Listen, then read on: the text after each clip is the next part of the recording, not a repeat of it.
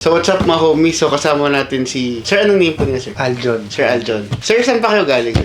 Quezon City. Quezon City Loma. lang. Okay. Saan niyo po nakakita yung ads namin ng Notorious Motorsport?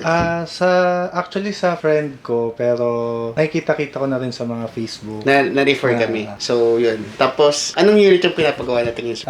BMW 520D. 520D. So, ano ba in-expect ko dito sa magiging tulong dito, sir? Mas brusco. Mas brusco ng konti. Brusco ng konti. So, ito diesel to, no? Diesel. So, medyo mahirap siyang patunugin. Mm. So, ngayon, gagawin natin, patutunugin natin siya ng konti kasi hindi naman tayo nagpalit ng headers. Okay? So, abangan nyo mga homies kung ano yung finished product namin. So, what's up mga homies? So, nandito tayo ngayon sa Notorious Motorsports. So, ito, may ginawa kami ngayon.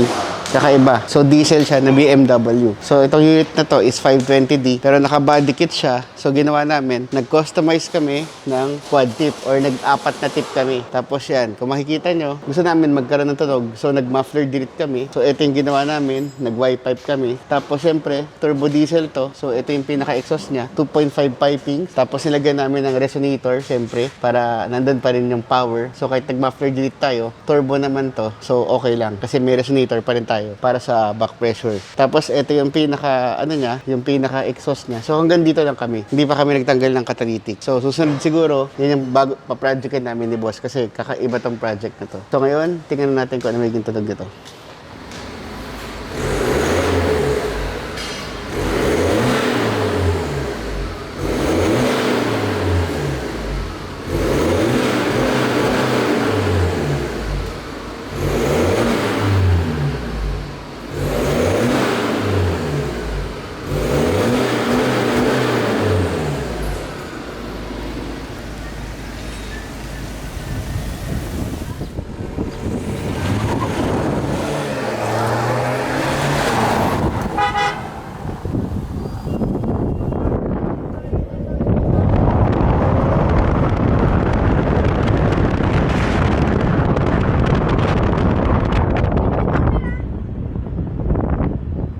So sir, kamusta po yung pinagawa niyo na exhaust?